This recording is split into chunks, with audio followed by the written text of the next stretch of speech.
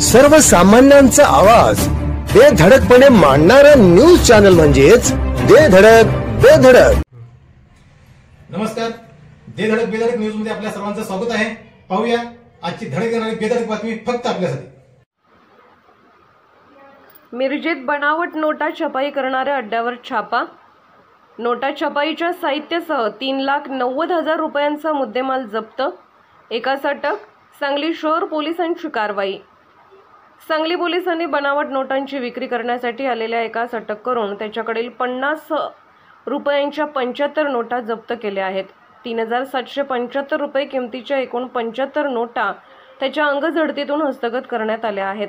या प्रकरणी अहद मेहमद अली शेख या आरोपीला अटक करण्यात आली आहे. त्याची कसून चौकशी केली असता मिरज शहरातील एका घरात त्याने नोटा छापण्यासाठी प्रिंटर, स्कॅनर, लाकडी screen printing tray, cutter machine, वेगवेगळ्या रंगाची शाई, लॅमिनेटर मशीन, ऑफसेट मशीन, कागद, 50 रुपये दराच्या 100 नोटांची 38 बंडल, अर्धवट छपाई केलेले व कटिंग बाकी असलेल्या काही नोटा, आरोपीचा मोबाईल असा 3,90,000 रुपयांचा मुद्देमाल मिळून आला असून तो पोलिसांनी जप्त केला आहे.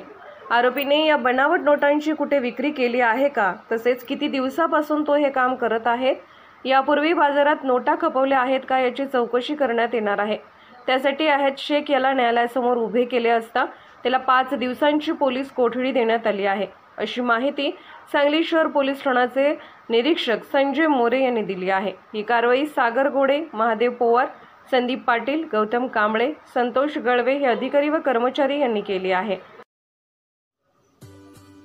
आमच्या बेधडक बेधडक न्यूज चॅनलसाठी आपली लाईक आमच्यासाठी लाख मोलाची आहे. चला तर मग एक लाईक करा, सबस्क्राईब करा आणि बातमी शेअर करून आम्हाला प्रोत्साहन द्या.